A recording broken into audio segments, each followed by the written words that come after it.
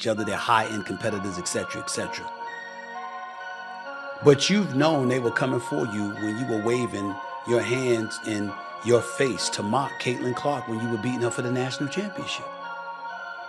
And you also are old enough to know that in this society, whether they want to admit it or not, they don't like seeing somebody black coming at somebody white who is a beloved star of theirs.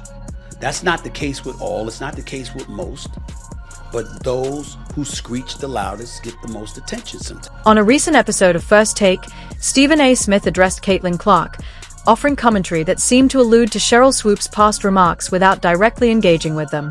The conversation focused on Clark's record-breaking three-point shooting and her broader influence on the Indiana Fever franchise.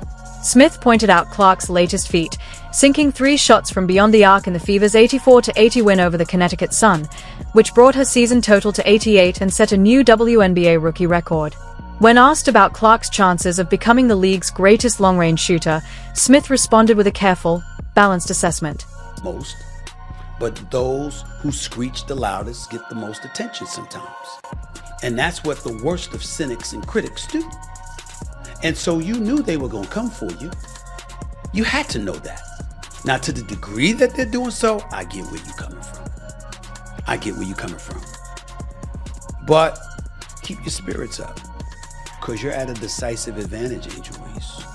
You're at a decisive advantage because they made the mistake of letting you know who they are, whoever those people are.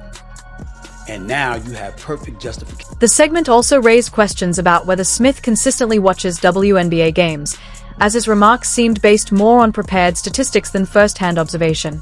He cited specific numbers from Clark's recent hot streak, suggesting a reliance on research rather than personal viewing. In terms of three-point shooting, Clark's accuracy is within 7% of Sabrina Ionescu's, though their approaches differ.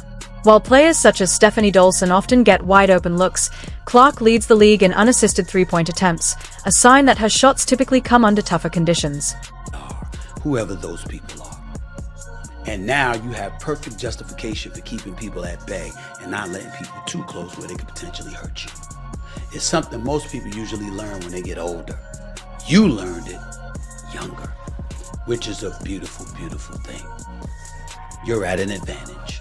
As for the Caitlin Clark fans she was alluding to, she ain't lying. It's not all, it's not most. A lot of them are fun-loving. A lot of them are great fans. A lot of them are great, great people. But some of them are... Clark's shooting profile draws comparisons to Stephen Curry in both volume and shot difficulty. While her accuracy on uncontested attempts may not be among the WNBA's elite, her career trajectory points toward the possibility of owning the all-time three-pointers record if she remains healthy. Smith highlighted her recent surge, noting that over the past 10 games she has averaged 22.2 points, 10.3 assists, 5.9 rebounds, and 1.5 steals. The Fever sit in 7th place in the playoff race with a 15-6 record, going 4-1 since the Olympic break and winning 6 of their last 8 games dating back to mid-July. But some of them are racist. Some of them don't want Angel Reese to be the one coming at her, and they use ethnicity as the rationale behind it. Again, very few compared to the many who wouldn't do that. But it is that kind of hate. I've seen it for years. I saw it when Allen Iverson was playing, and I was covering him every day. They saw it when Michael Jordan was on the come up. LeBron James, need I remind? The broadcaster also recognized the efforts of other Fever players while identifying Clark as the driving force behind Indianapolis's turnaround. He pointed out that Clark's transition from the NCAA tournament and championship games straight into the WNBA came with virtually no recovery period, adding to the challenge of her rookie season. Although the underlying tension with Swoops lingered, Smith chose not to address it directly, a departure from his usual approach to personal criticism, indicating a more deliberate, measured response. Evaluating Clark's influence goes beyond her personal stats. Her presence has reshaped team dynamics, particularly for players like Erica Wheeler, who has notably adapted her style since the Olympic break. Please don't forget to like the video and subscribe my channel for more awesome content. Thanks. Wheeler's adjustments illustrate the broader systemic changes within the Fever. She has cut down on unnecessary dribbling, increased her off-ball movement, and sped up her decision-making. With Clark on the floor, Wheeler focuses on facilitating ball movement and pushing quicker transitions, a clear example of how one player's style can elevate an entire team's rhythm. In a professional setting, most athletes would take the coach's clipboard, absorb the tactical plan, and work toward the team's success. Angel Reese, however, chose a different route. In what could be seen as one of the most immature moments in modern sports, Reese forcefully knocked the clipboard from Crosby's hands. Rather than immediately expressing remorse, the expected reaction from any professional, she let the situation escalate, missing the chance for a timely reconciliation. Instead of de-escalating, Reese chose to intensify the controversy. Showing no sign of remorse, she immediately took to social media, posting what will likely be remembered as one of the most tone-deaf responses in sports.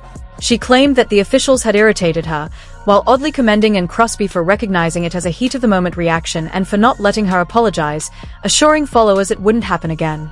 The post highlighted several issues with Reese's mindset. She maintained her frustration, cast Crosby, the actual victim, as if she were doing Reese a favor, and treated the episode like casual entertainment, complete with emojis and a dismissive tone. It was not accountability, nor genuine regret, but rather an instance of a player attracting negative attention and choosing to escalate it further. Reese turned what could have been a moment for private self-reflection into a public display of immaturity. This was not an isolated event, but the latest in a series of outbursts that have marked her professional career. Just 2 days before the clipboard incident, she unleashed an unnecessary tirade against WNBA officials during what should have been a routine post-game interview, turning a basketball discussion into a personal venting session laced with profanity and threats. Stephen A. Smith's response went beyond standard criticism. It was a full-scale dismantling. He didn't just call out Reese's tantrum, he methodically deconstructed every element of her argument, behavior, and overall professionalism.